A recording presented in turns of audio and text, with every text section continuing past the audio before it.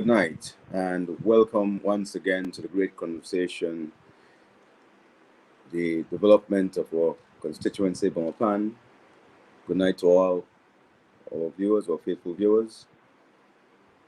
Tonight we have an open discussion. Talk about whatever you want to talk about. So many things happening in Belize at this present time. Many of it not good. I don't know where the silver lining is yet, but we're here to provide hope and we're here to bring the love. Tonight is a night that I believe many in Belize are somewhat worried. We have hit the 600 case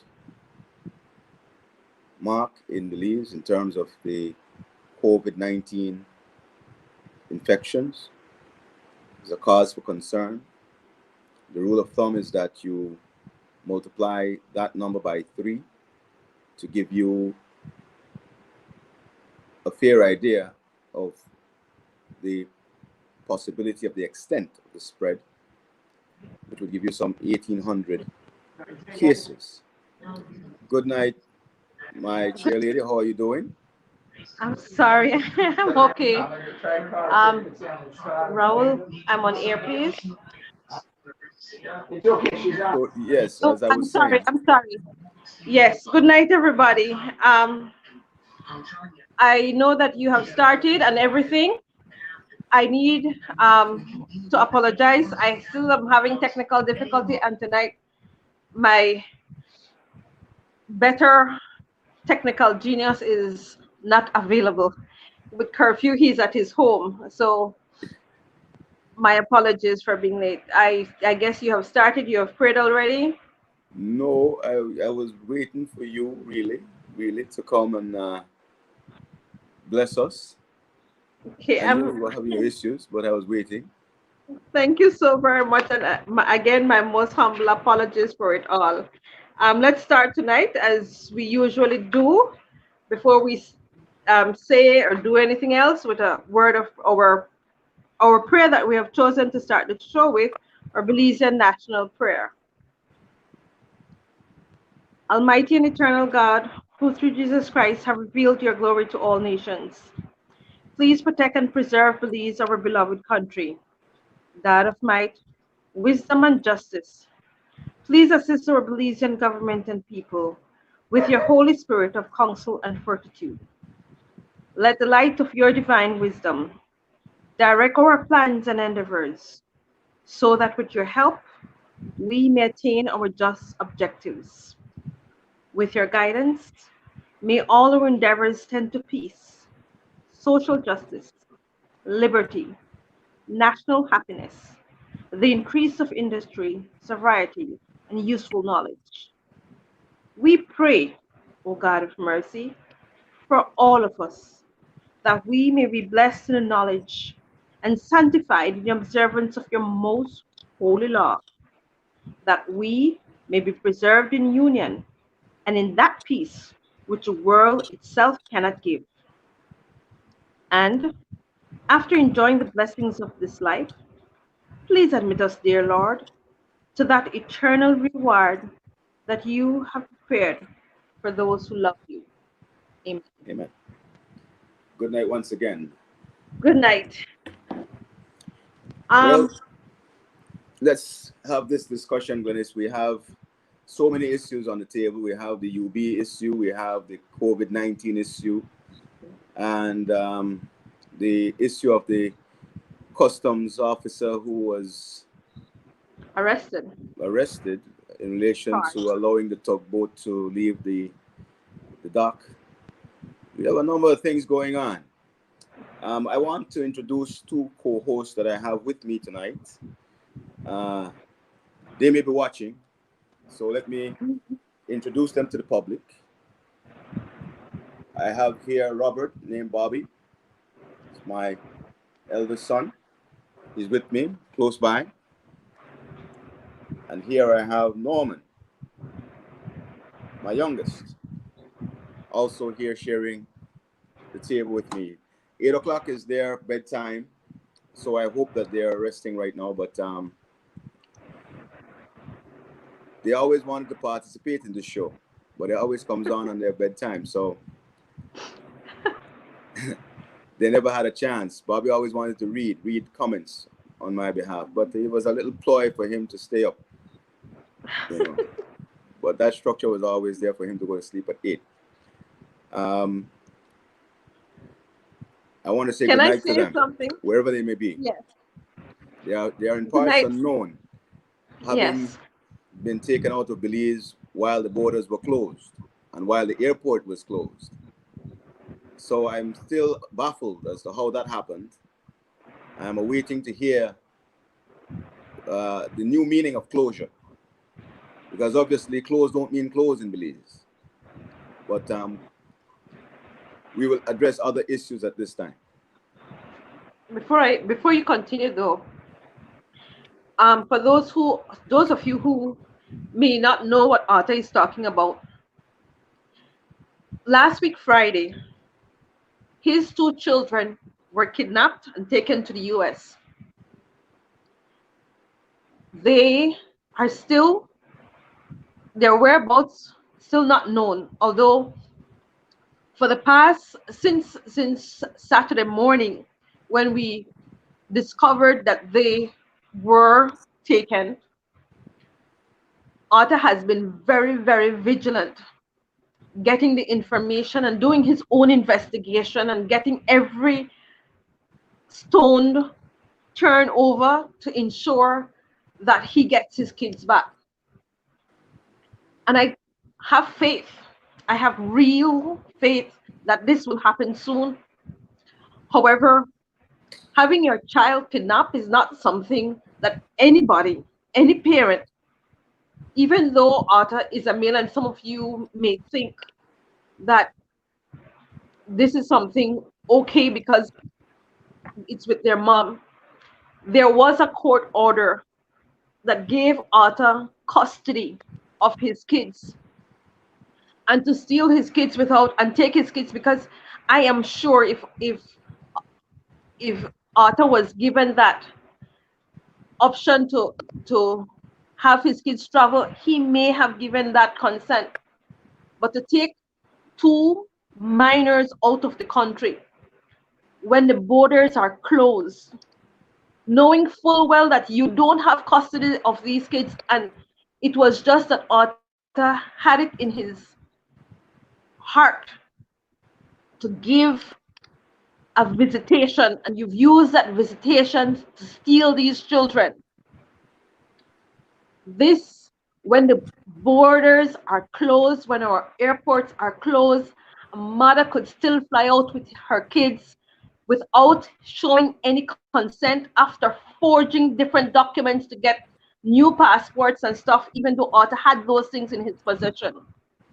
While I will not get into details because Arthur is very much concerned that whatever we say may be recorded and may affect his kids in the longer run, I will say that I ask all of you watching to please pray for the safety of these children.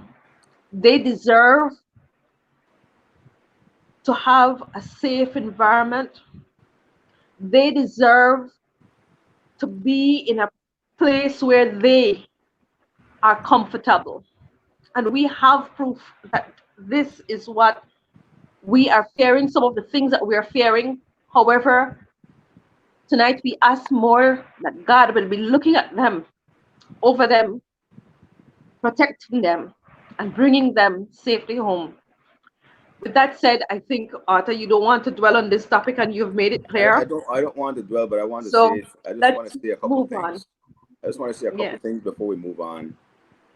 You know, the greatest joy I've ever had in my life was, well, I guess 2 times. On the 9th of September 2008, when my first child was born, and on the 14th of March 2012, when my second child was born. There is nothing that compares to coming home after a long day, and there to greet you is a young baby, so energetic, so enthusiastic, and happy to see you. It erases everything. It makes you feel so good. It really and truly is the personification and embodiment of love. So much so that I don't understand men who do not cherish the responsibility of being fathers. It has been the greatest pleasure for me to be a father. I guess one of the reasons for that is because I had a father who also was very loving to me and my siblings. But I want to say, because as you have said before, that this recording will be played back, and my children will see this someday if they're not seeing it now. I want to say, Bobby, I love you. Norman, I love you more than words can say.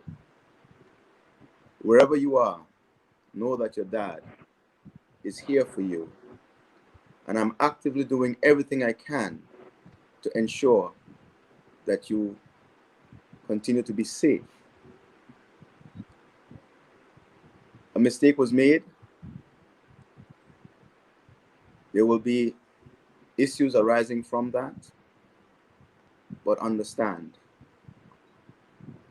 with love, there is forgiveness.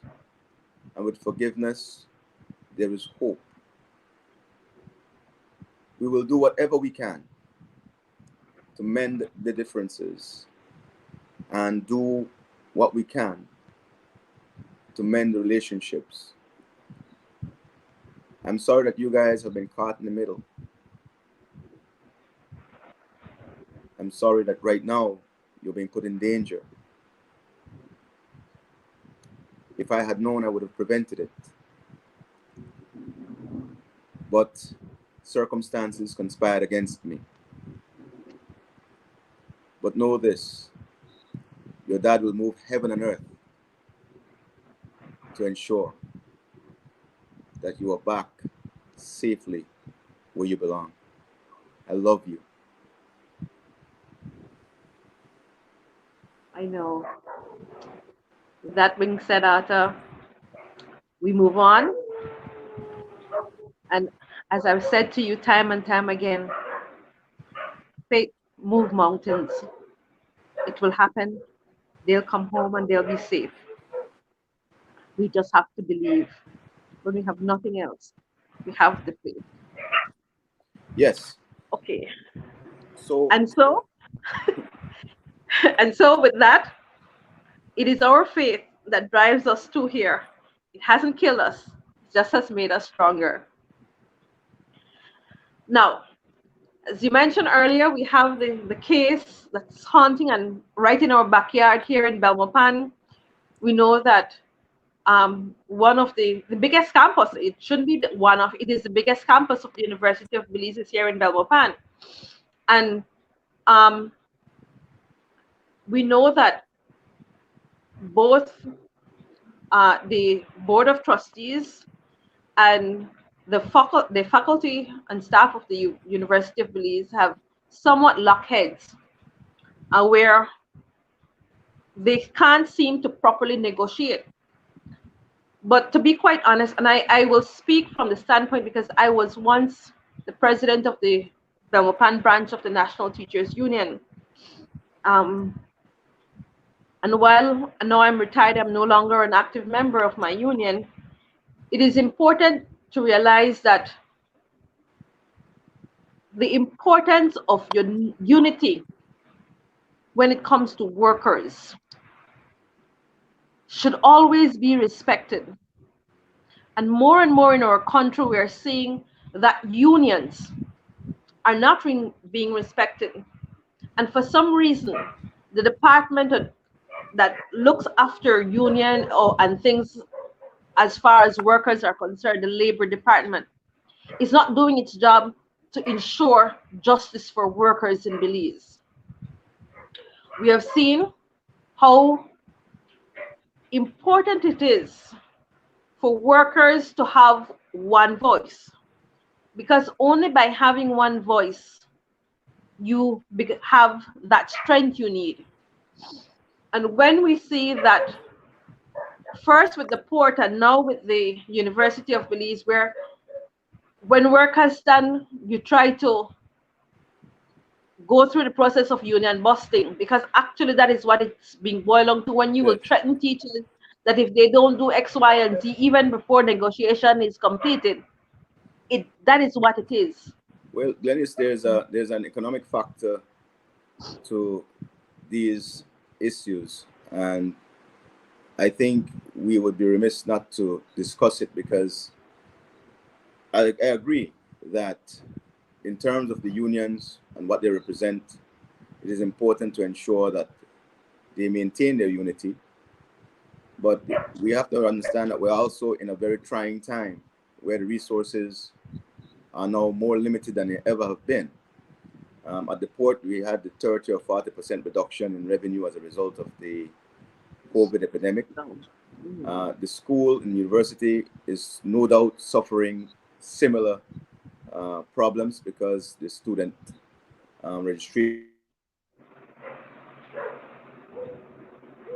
Okay, I think we lost Arthur, but I will agree that there's revenue that used to be there is no longer there. Um, and it does not only affect the university, it affects a lot of businesses in and around Belmopan, where a lot of people had built apartments for kids who are, sorry, I shouldn't say kids, for students coming to the university, where they rent these apartments. People who um, cater to these students are no longer employed. So it's a ripple effect all over. And yes, the university is, because government also has cut the subvention that they usually give to the university. But Yes, at a time like this, you should still, Arthur, with all these factors, negotiate it through right. before you That's come to any listen, we have to find a conclusion. more creative way to deal with the Mm. issues than just to trim and retrench and have people be out of work at this time.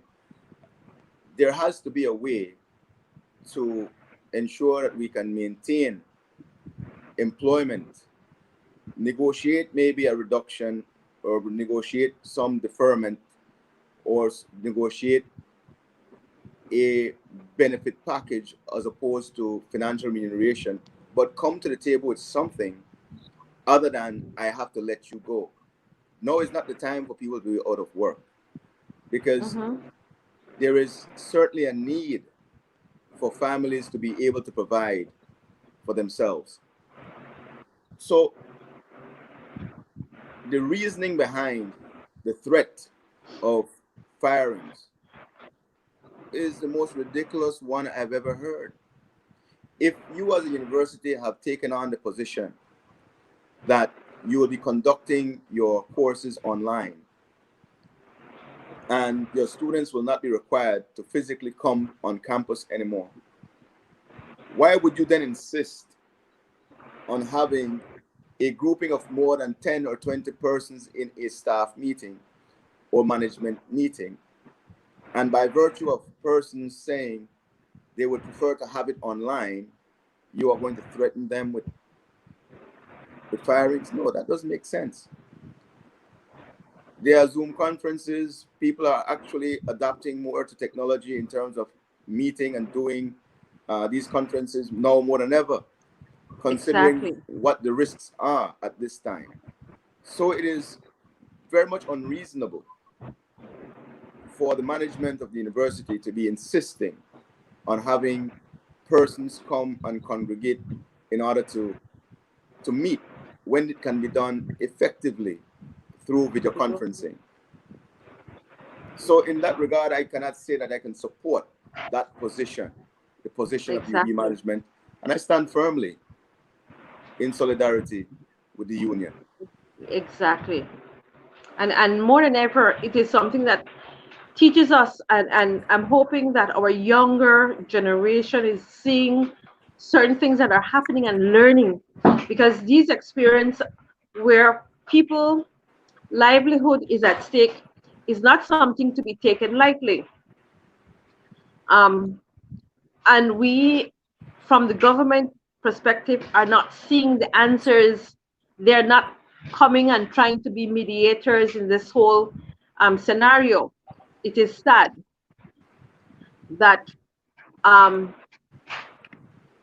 that these type of things, and then we look at the new laws that now government has been implementing, laws which kind of was just rushed through. And although they highlighted that part where the port workers could have worked longer hours, they failed to highlight other parts that took away some of the rights of workers. So we have to be careful when certain things are being pushed into legislation and passed so quickly without any type of public consultation which affect the general public. The thing is, we have to understand that we have to make that particular change. Well, the main problem, Glennis, is that we have a very limited view as as to how economic problems are addressed in Belize. We are a bookkeeper, inventory taker economy. We're not a creative economy at all. Uh, as it relates to times of hardship, where revenue is is low and Right. limited, the first option exercised is to cut labor. That's wrong. And when you're cutting labor, you also seek to minimize the ability of the labor force to react and address effectively their new position of unemployment. So that's where workers' rights are derogated. Now, at this time, we are not going to be facing a short-term problem. We're going to No, be a very facing a long term. long-term problem, and we need long-term solutions. And firings and retrenchment is not a And long-term solution, because the more unemployment we have, the more social ills we will have. And the more social ills we will have, the less likely we are going to be open to having investments coming in to stimulate the economy. So what has to happen then is that there needs to be a new economy for this new time, a new economy that looks at harnessing the talent and resources that we have in the country in a way that can be creatively deployed to having more production. We have not been a productive society up until now. And this is one of the reasons why it has been so easy for people to be laid off. Because in the service industry, when there is no tourists to serve, when there is no diners to serve, when there are no hotel guests to serve, then those who are in those positions of service become redundant. So we need to transition now and look to other areas for economic development. But it has to be across the board. And it has to be in the acceptance and adaptation of technology. We are the only English-speaking country in Central America. Exactly. Call centers and language centers are certainly within our ability to accommodate and to expand countrywide so that we can address the needs of those around this region who need to learn English. There are other things that we can do. For example, we understand that this disease is one that impacts the immune system. The Belizean diet is filled with food items that contain high levels of vitamin C, riboflavin, and things of this sort. We have a rainforest from which natural herbs, chai, and different things come from.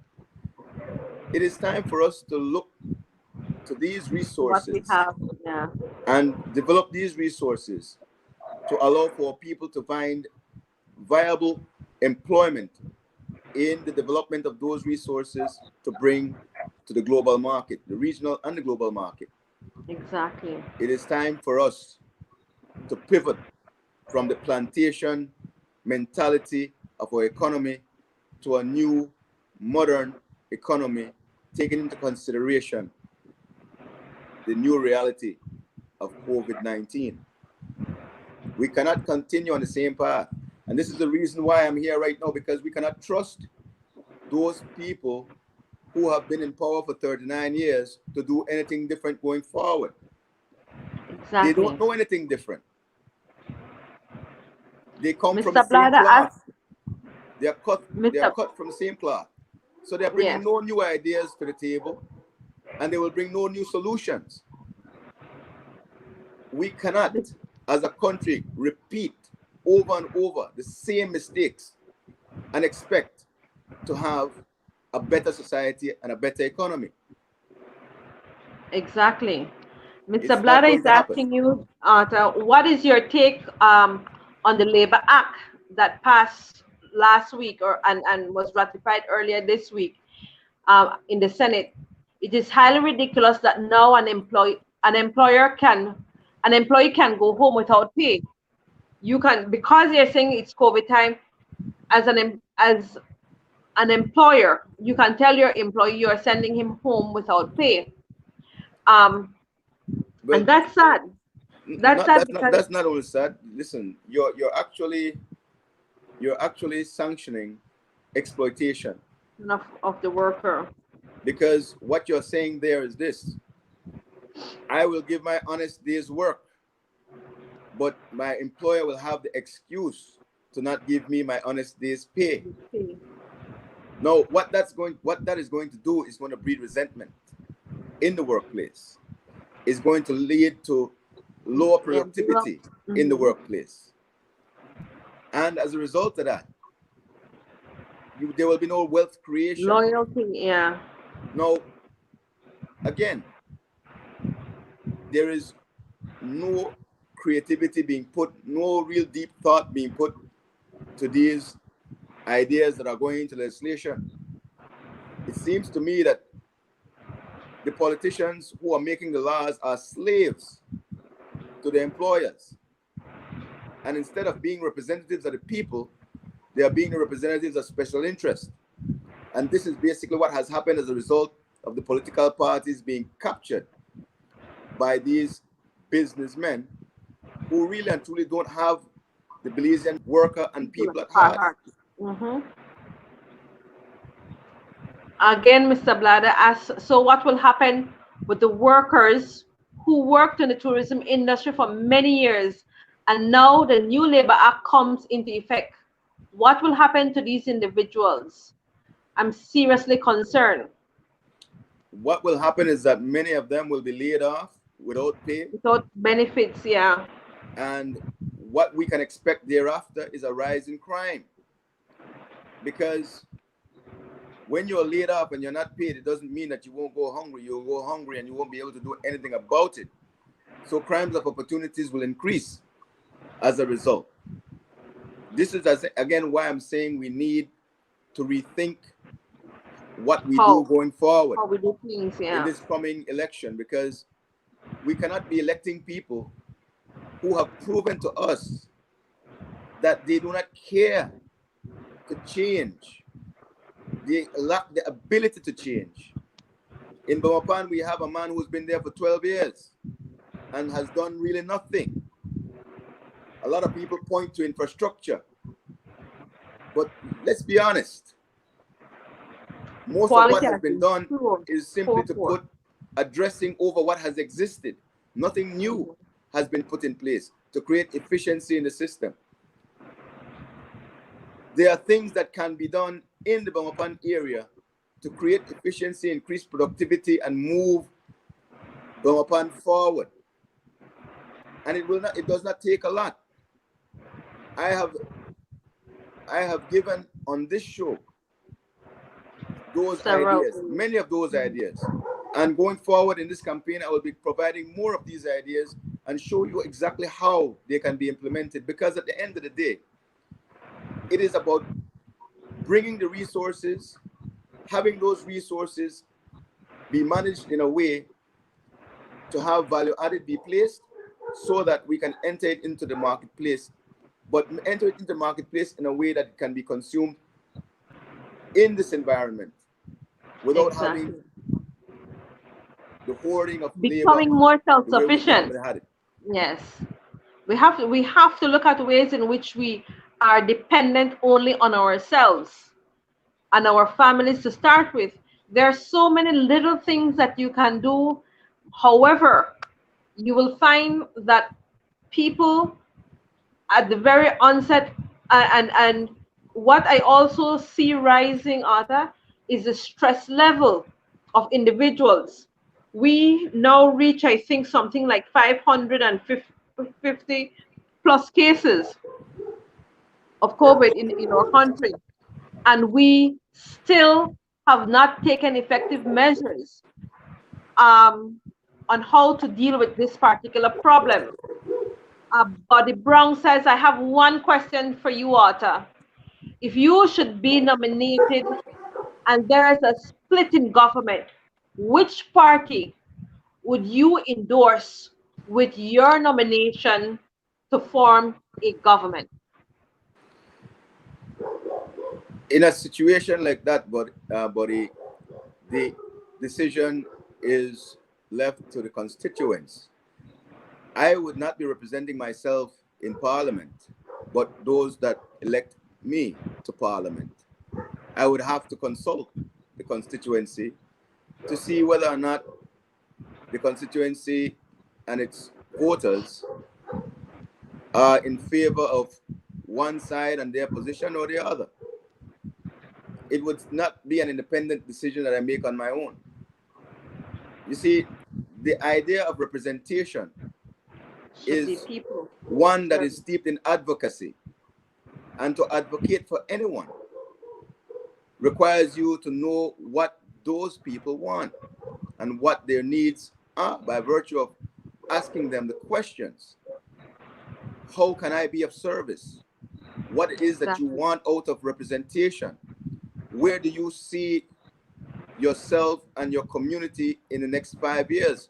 What are the things that you would like to have in your community over the next 5 years?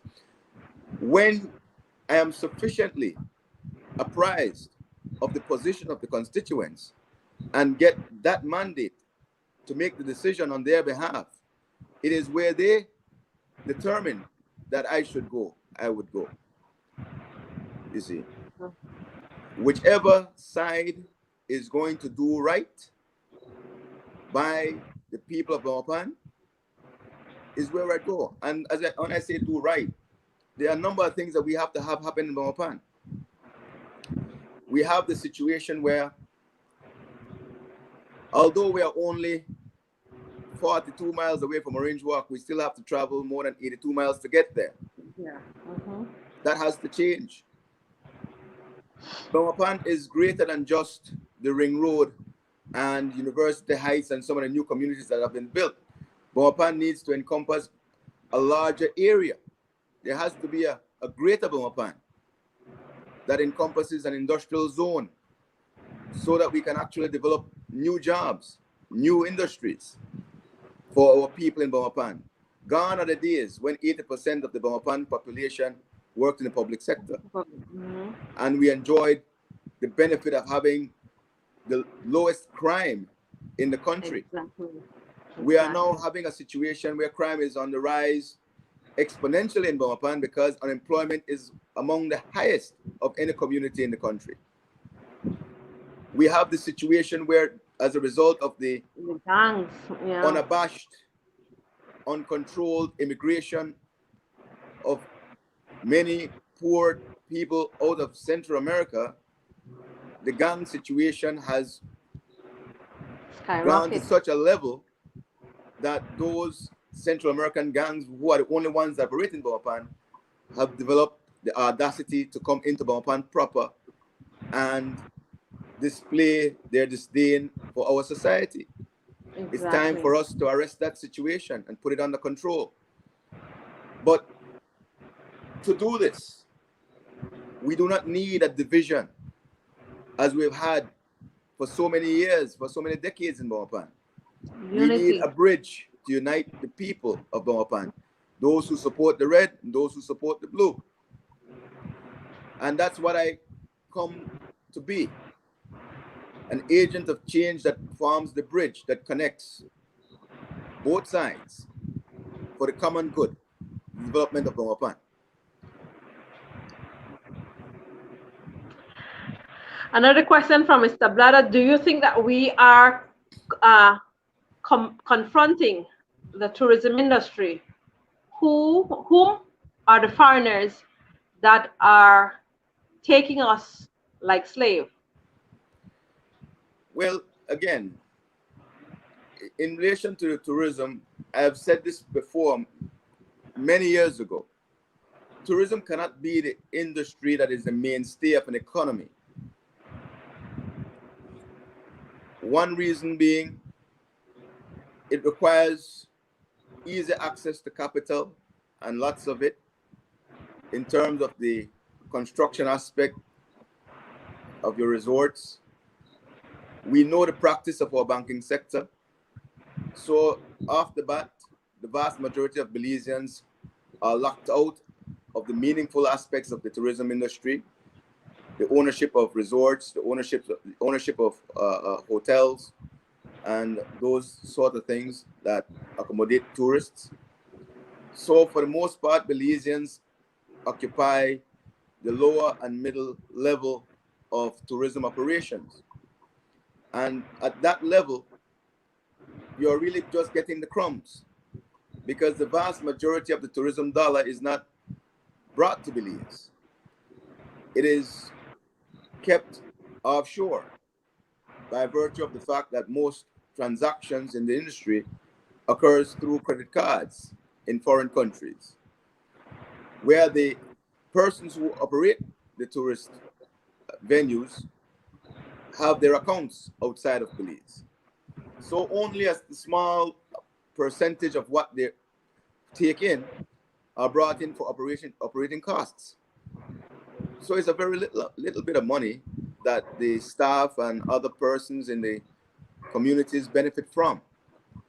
This is the reason why I'm saying all along, we have to look to the manufacturing sector, the productive sector, to create wealth.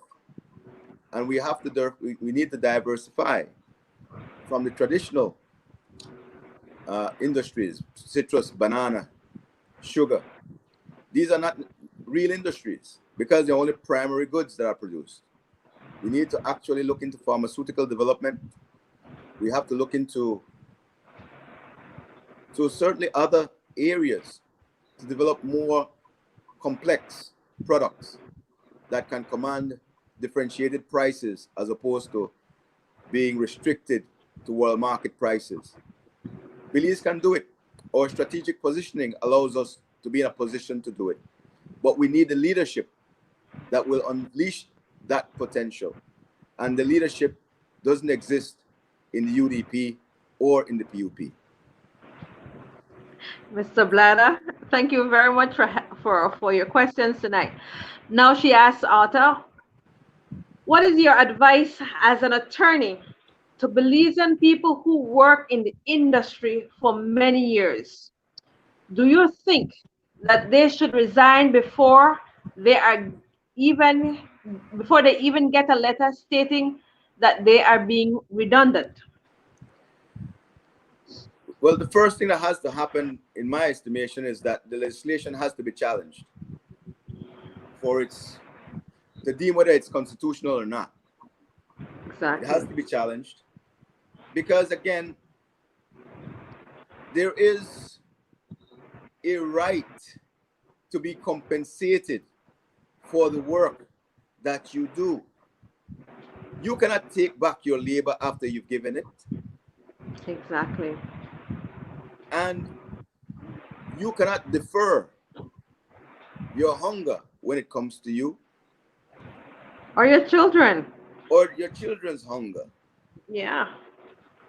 So, off the bat, that aspect of the legislation that is, in my mind, an endorsement of exploitation has to be challenged.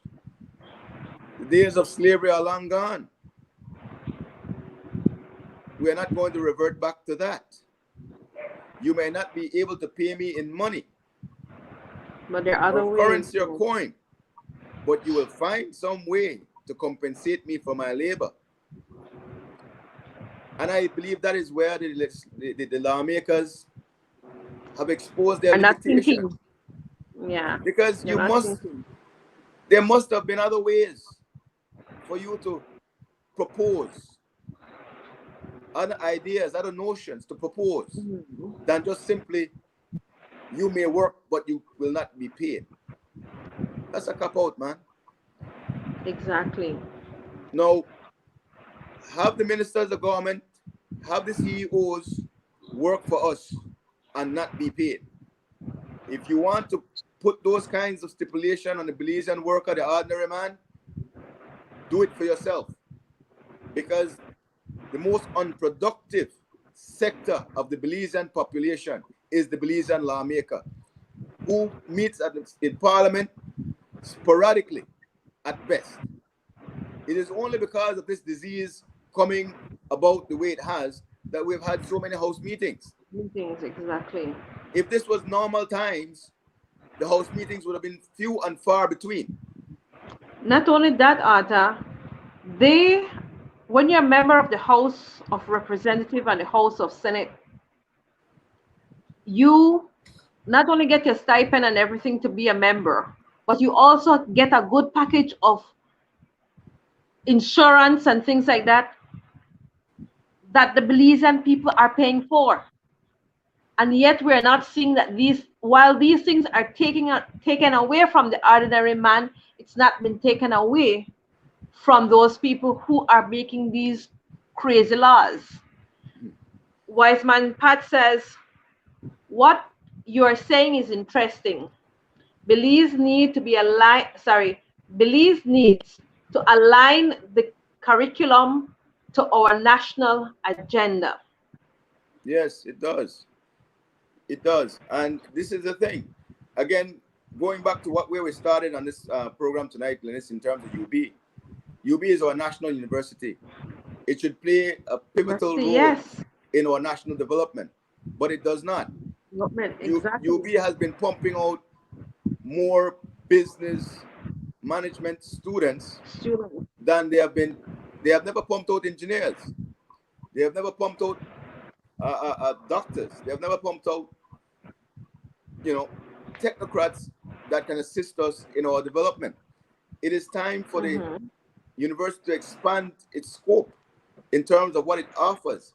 And what it offers must be what we need in our country for development. Exactly. In that Exactly. role, it would be easy for UB to organize among the Yes. diaspora those persons in the diaspora that has the unique skills that can teach Mhm. our people here at home. The diaspora is rich in human resources and skilled people and well-trained people who can actually be professors in our university virtually. Bring the Exactly. technology to the benefit of the people, especially now at this time. Because at this time, sending out students abroad to study It's not the answer. is not going to help us, because with the disease out there, who It's wants to worse. travel that way anymore?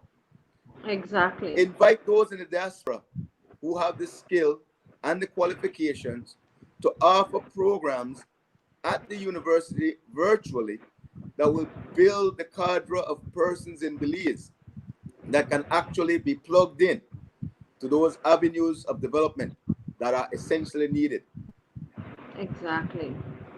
And not only that, Arthur, as a university where they can start doing more quality research, where they because again you spoke tonight about the natural resources, our forests that we have, and all those medicinal things that we can gain from our forests. This is where research teams can be developed, where they're paid to get these research done. It's how we structure ourselves and open ourselves to getting other things done in just that mainstream that they're usually used to. We have to start thinking outside the box. Glennis, And until this has happened, one of the things that has been proven to work in terms of combating the ravages of COVID-19 has been the adaptation of an alkaline diet. Eating things such as spinach, celery, cucumbers, and stuff or like this. ginger. Yeah. Now, there is a man from Honduras known as Dr. Sebi. And many people out there may not have heard of Dr. Sebi, but if you go online, you'll find him. He's no longer with us. His real name is Orlando Bowman. But Dr. Sebi gave us a blueprint as to how we can make our bodies more alkaline. Belize is similar to Honduras in the type of plants we have in our rainforest. Yeah. Dr. Sebi was making as much as $30,000 an hour. $30,000 an hour by practicing holistic medicine as a healer, utilizing plants from the rainforest and natural foods. This is where Belize can go. This is what we can build an economy on a health platform. But when we have leadership that undermines the national good by falsely claiming to closing borders, falsely claiming to closing airports, and having special people with special conditions coming in and going out, then we're going to continue having what we've seen in the past few weeks. Gone is the record of March to July. Exactly. Because from July to August, we get an F. And that F does not come from the people. The F does not come from the people, Glennis. It does not come from the ordinary man and all the and woman sacrifice that Belizean went through has gone. It doesn't even come from the so-called border jumpers, Glennis. No. It comes from those in leadership who have allowed these planes to land. And we do not know how many. We know about one, but certainly there was more. So where much there's more. One, there's more. Where there's That's one we know about. That's the one we know about. And we and you yourself you have seen how we thought well today there was a release from the Department of Immigration of how people can go out of the country, and we know that is not being done. We've seen how people are coming into the country, or what we are told how people can come into the country, and that's not being done. And that is the reason why we're in this mess. Although they don't want to admit that this is the reason why, and they come back and they give you all this hocus pocus thing about where it started. It started when these things happened. Mr. Blatter, if there's a split in government and you're independent, can you be leader by the Constitution on that note? Would you have Glennis as your personal advisor, of which I think you should? It's just my take. That's funny. Well, by the Constitution, one of the greatest attributes of leadership, Mr. Blatter, is knowing your limitations. And I certainly know mine, and certainly Glennis and other talented people will be around me to advise. We have a group. I'm not the only member of Arthur's team. Yes. We have a very lively group, and I'll be honest, we have no qualms in opposing. Yes. I certainly have no monopoly on intelligence. I depend a lot on people who are honest with me, who tell me what I need to hear and know. And that's because what I said. We are not afraid to say where we don't agree on something. We are here, and with all um, that we have in our little group that we meet once a week and stuff like that. If we feel like something is wrong and this is not the way, you have to come ready to defend your view. And I think that is what makes it different and special, because we're not afraid to speak our minds and be open. And that is what we want from the people too, because it is the people you become when you run for office. We have to understand, and people must learn that whosoever represents them represents their view. You become the servant, not the master. you It see is for too long the that has problem happened. we've had for the past 39 years is that the parties has presented a buffer between the representative and the people. The parties are nothing more than gangs, really. Mm-hmm. They exist outside of the Constitution. They are You not. can't sue them. They are not.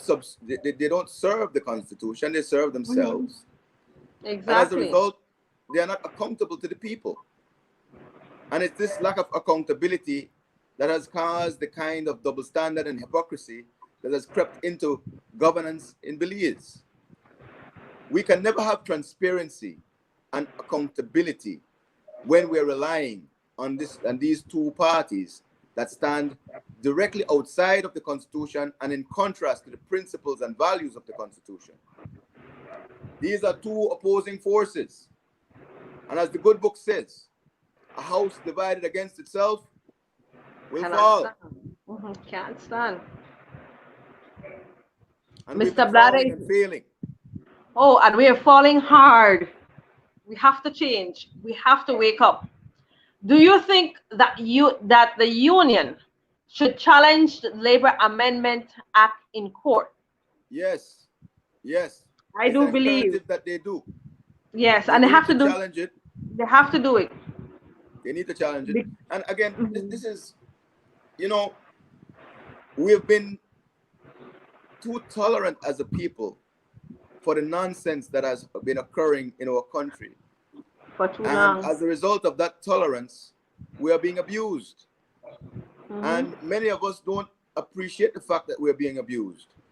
It's like it's the age-old story of the man and the woman who is being beaten and goes and says, if you don't beat me, you don't love me. Well, beating someone is not loving someone. Exactly. And the Belizean people have been beaten for too long. It is time for us to get from under the whip. Stand up, chest out, shoulders back, head up. Because at the end of the day, Power in you. at the end of the day, I'll tell you this. Two things are sure in life. When you're born, you're here. When you're dead, you're gone. The quality of your life, however, is determined by what you do in between. And if you don't hold your head up and do what you can for yourself without being fearful of those who hold authority, you will never make a mark. And that's why I'm here, to lead the way and show you how to go and go about it. Let me go to some comments, Arthur.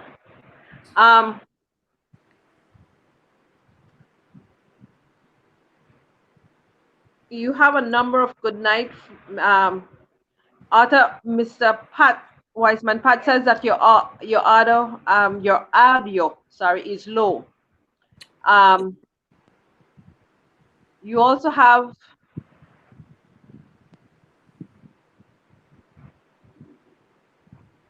a number of persons telling you good night. Miss Teresita, Miss Paz, Mr. Henderson gives saying that he's sorry to hear what is happening. But all kind of things happen in this country, and just need to be strong and stay on top of things. Miss Ione, praying for you and a safe return. Miss Musham, Isabel, no matter how someone can be evil, a woman who, whoever this person is, the kids know where love is. So stand there, Arthur. Miss Fleur Campos says, sorry to hear your sad news. Mr. Wiseman Pat is praying for you. Um, Miss Mushram says, it is good to know that you had a good dad. And I will say that many of our Belizean children would love that privilege of having a good dad. Um, and so we thank you all for your wishes, and we look forward in getting things done better. Now, Arthur, one of the things that we I want us to look at too is what happened between yesterday and today, where we had public officers being arrested. Um, you had the custom officers. You had, I think, someone from the Port Authority being arrested for the vessel that had left the country. And I will say this. I think in my heart of heart, it's a cop out. It's a cop out because we have big fishes that were cahooting and making these things happen. And they're the ones who truly should be held accountable. And even though this happened, what happened in San Pedro with that plane landing and how that plane coming, how comes there's not an investigation? How quickly we saw an investigation in Big Creek? What happened to the investigation of that plane coming into Belize? No, it's listen. We can't continue be animal farm and having this double standard. It can't continue, Belize. You We, know, in the early part of law school, they teach you about the origins of law, and one of the origins of law comes from a king known as Hammurabi, who had a code, Hammurabi's code, and Hammurabi's code was basically different depending on your station in life. So if a poor person steals, his hands get chopped off. If a rich person appropriates, he doesn't face that kind of penalty. This is what is taking place in Belize. We have ceased to be a country of laws. We are a country of feelings. Everything is arbitrary and different depending on who you are. What is your station in life? Mhm. This is the reason why the public servant is being targeted for severe punishment for infractions. But the lawmakers, the so-called rulers, are given a blight. Everybody Exactly. knew that Heredia and Cabinet, because I will not blame Heredia alone, were responsible for the latest community spread in San Pedro, which exploded across the nation when people started to leave San Pedro and go to where they come Back from. homes, yeah. The genesis of what we have now is from there. The plane is a vessel that should not have been brought in, but it was. No Exactly. punishment. The tugboat, yes, it's a vessel. The question is, whose vessel is it? Because that's the reason why the punishment is being laid down. If it was Mr. Ashcroft's vessel, do you think that the customs worker would be reprimanded and dealt with the way he is being? If it was Mr. Ashcroft's vessel, do you think the Port Authority worker would be subjected to the kind of punishment he's facing? No, of course not. Absolutely not. And this is the kind of hypocrisy that the Belizean voter has to go to the polls and vote against. Exactly. And understand, It is not a red problem or a blue problem, because both of them do it. So it is our problem. We have to fix it by putting people in a position of authority that do not toe the line of the special interest.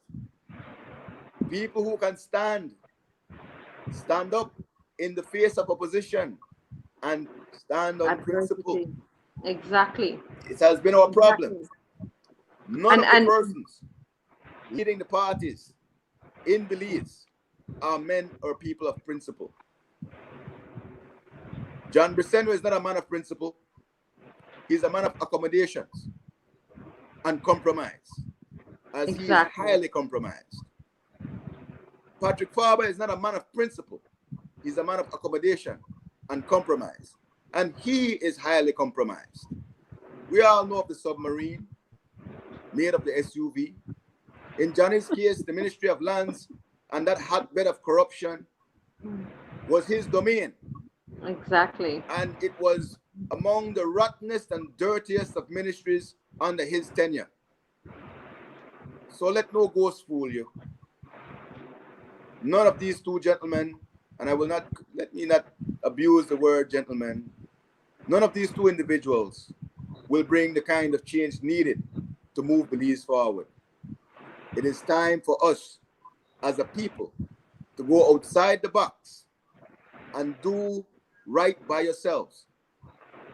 Choose representatives that will represent you. Exactly. Not the special interest. The special interest is not going to develop Belize. We will. We have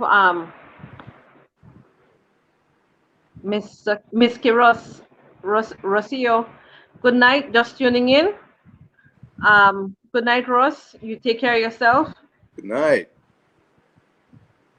One of the things that we have to look at, Arthur, is that we have to, as a people, understand the power.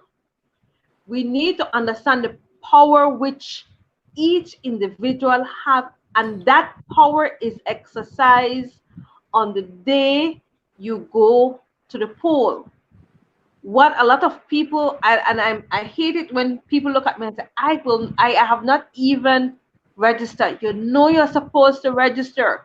You know you have that right because it is given to you every 5 years. You need to understand that this power that you hold is there for you to ensure that your community in which you live becomes one that is more productive, that is one where as a people we should not be living in fear, because that's ultimately sometimes what happens. You fear politicians and they treat you as though you are beggars. Understand, people, in our country Belize, we have great power and we must take it, and we must demand that our politician understands they are not our boss. They are working for us. And until we make that change, and until we make that demand of our politicians, things won't change. You have that in your hands now to do that change. Mr. Blatter, so what is your take on the vision of 2020 elections in Belize? Arthur? The 2020 election is going to be influenced by the corona pandemic. It is going to create a movement away from the established parties to an extent where I believe that we have realistically a chance for a number of independent candidates to enter parliament. Mm-hmm. Now, I am not too sure that we're going to have the election in 2020. My take is more than likely we're going to have it in 2021, early 2021. And there are a number of reasons for that, not least of which is the COVID-19 situation. But also because we have a constitutional challenge before the court that has to be addressed before any election goes forward. You see, that challenge that we have before the court has been the angst of politicians on both sides. None of them want it. None of them want you, the people, to be the masters of their destiny. But that is what democracy is. Rule of the people, not rule of the party. Because in the parties, it's a very few people that make decisions. But when we have an end to voter discrimination and have voters be given the one man, one vote value or one woman, one vote value, then your issues that are important to you, those that affect your belly and your pocketbook, those decisions are yours to ensure that the persons you put in parliament represent them in a way that addresses them effectively on your behalf.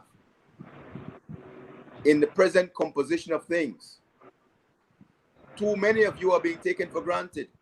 And that's what the PUP wants, and that's what the UDP wants, to continue to take the Belizean voter for granted, to give those who are so hungry that they cannot do for themselves $50 and $100 to satiate that hunger for a day, when they have 5 years for the party to start and the hunger to grow on either side. We have to end that now.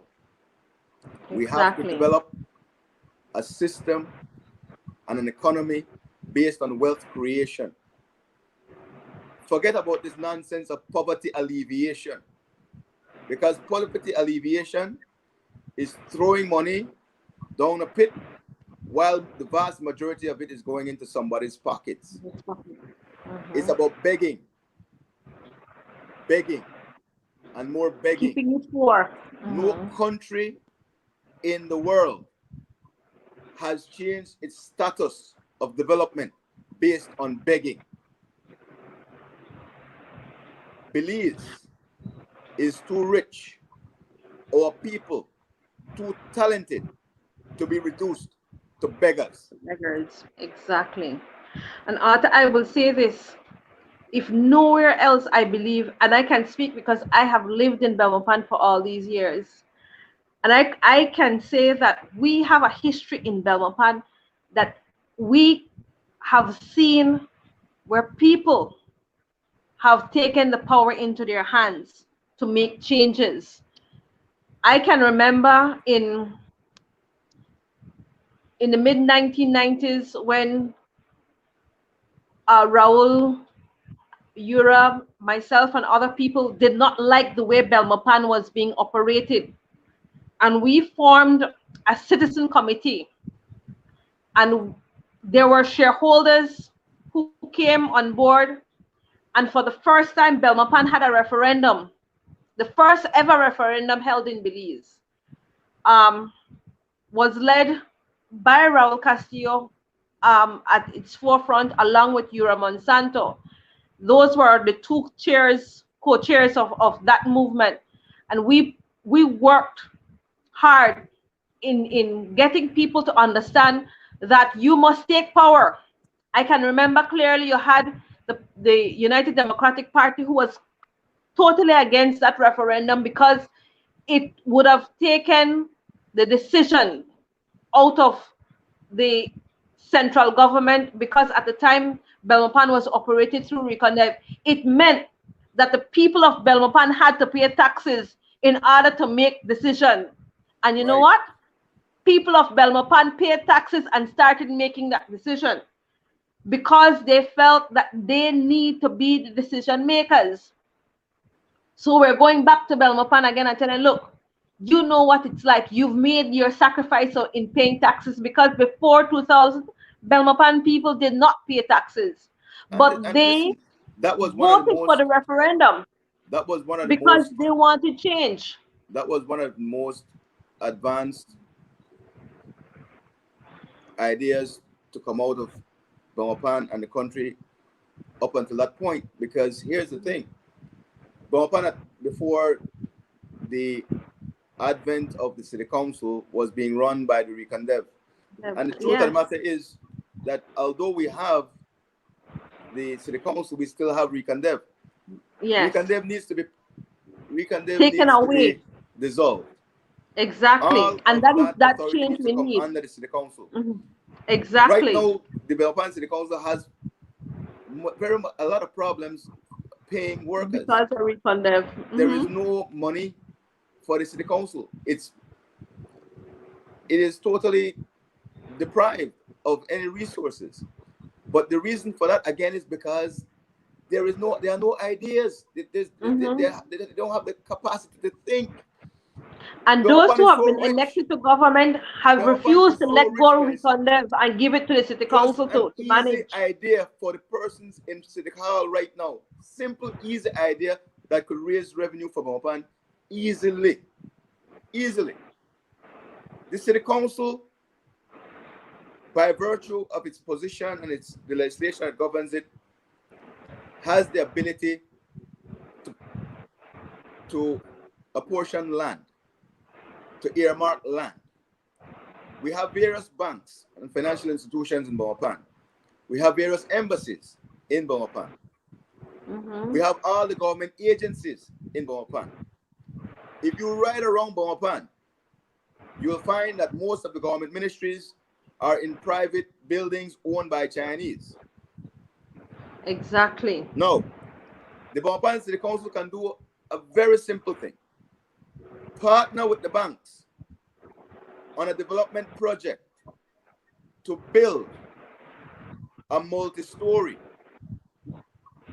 complex government offices that will hold all these government offices that are centrally being rented located from private individuals. The bank will make its money by virtue of the rent that is being paid. The city council will make its money by virtue of the management of the building. Belmopan will improve because that building will appreciate the value of land across Belmopan. It is time for Belmopan to have a skyline. Build a skyline. Exactly. Why are we building these small buildings in Belmopan when we have such rock solid base in terms of the bedrock that sits under us in Belmopan? Build high. Build multiple stories. 20, 30 stories if possible. And house these buildings and house these departments so you can have a one-stop area where people can go to do government business without having to go all over the city. Over Belmopan, because we we should have been organized in that sense. Building efficiencies. That's what we can do. And that would help the Belmopan City Council to maintain revenue and build revenue. Exactly. But they have to be able to think, man. And I won't give them all the ideas. I'm just share one or two with you now and again. Because you have to work, man. Work your mind. My dad used to always say that the man who conquers the 6 inches of space between his 2 ears is the happiest man on earth. And True. You will live a much happier life. But you have to be able to think. And think outside the box. Yes, think. We don't have thinkers in government. We have a bunch of people who are high class beggars and prostitutes, and that's sad to say, but that's the reality of the deal.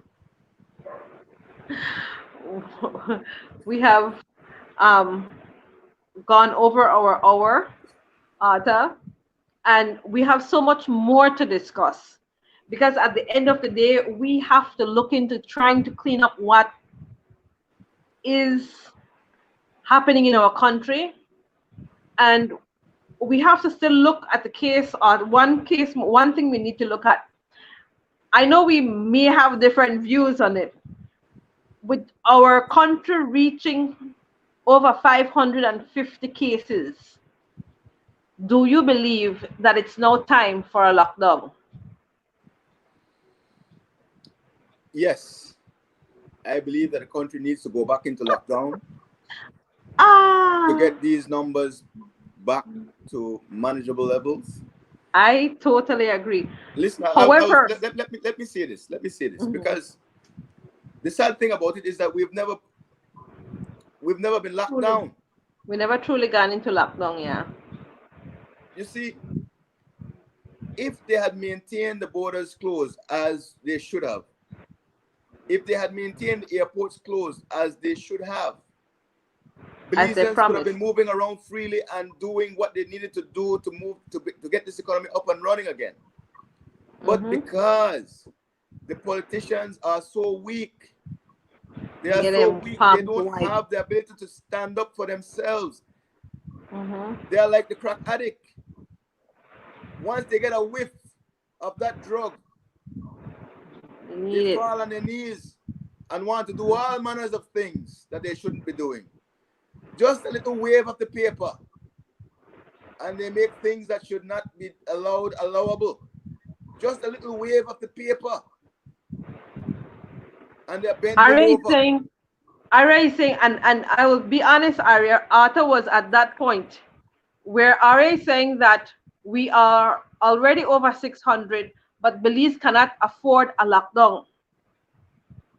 In my case, I think we should have locked down much earlier, contain it so that we can jump fast, start our economy again. Listen, Now, for me, listen. We need to lock down.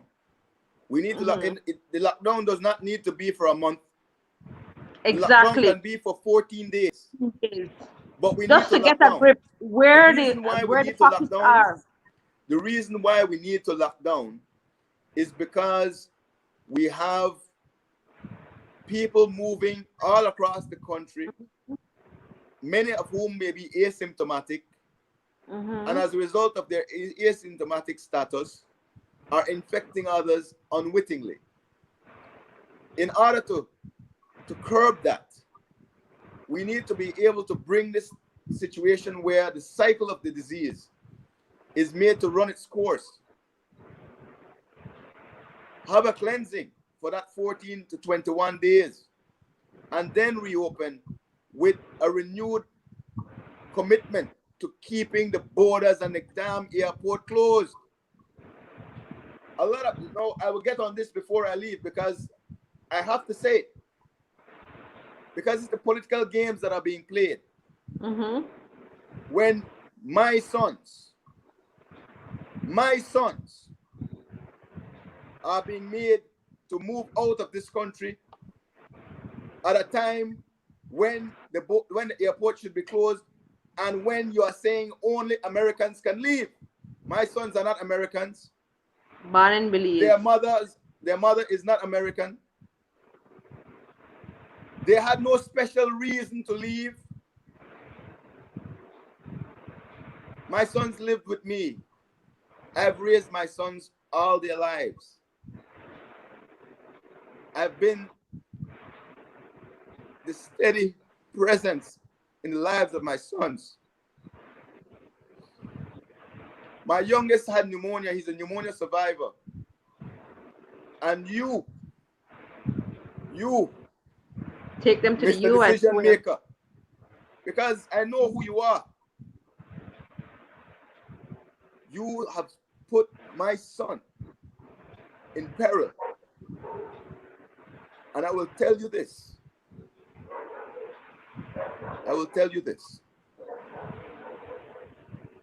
When you stoop so low to weaponize children,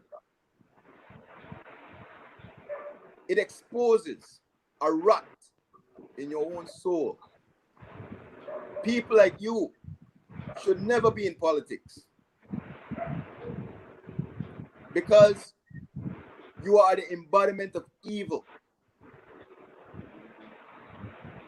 This No is not love for what Belize people. has been about. Mm-hmm. Belize has been a country of love and brotherhood, a country where people looked out for each other, where we helped each other when we didn't have. We put our little together so that all could have. But people like you, Mr. Decision Maker, I won't call your name right now, but your name will be called abroad, trust me. Your name will be called, all your names will be called abroad. You, Mr. Decision Maker,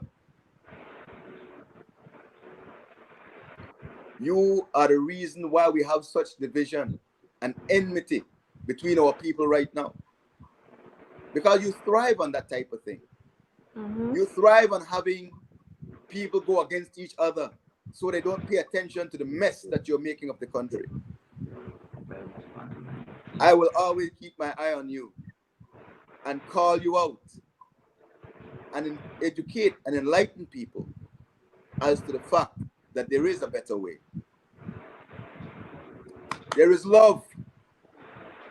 And that will what, yes, and that is our foundation. I don't mind you coming after me. I will show you. I don't wear any bulletproof vest. My chest is bare. I have one life to live. My children will always be proud of me because I stand for a better Belize. And nobody will question where I stood in all this injustice. I've always stand against it, will always stand against it. I've paid the price, and I'm still here, standing on my own 2 feet, fighting both PUP and UDP for the past 6 years. And I will say this again, it is time to move away from those two corrupt, morally bankrupt institutions called the PUP and the UDP. It's time for a new day in Belize. Good night. Amen. Arthur, I just saw highlighted that Belmopan has 19 cases as we speak. It's time to lock down. It's time for them to face reality. They're sacrificing us for their own greed. Mm-hmm. And they want to sacrifice my son, but God is good. He we'll is. get through this. You'll never be in a position to use my kids again. Never.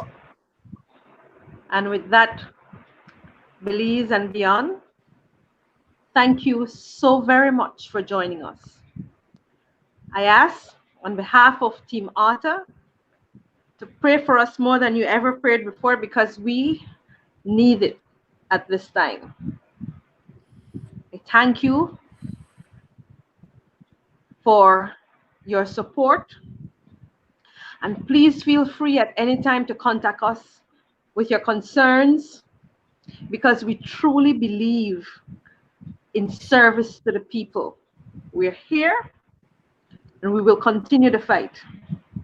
It is not something that will get us down. It only makes us stronger. It only made us more resolved than ever. I thank you. Stay safe, wear your mask, practice social distances, and we ask you to join us again next week with love, peace, and hope, but most of all, with faith. I thank you. Good night.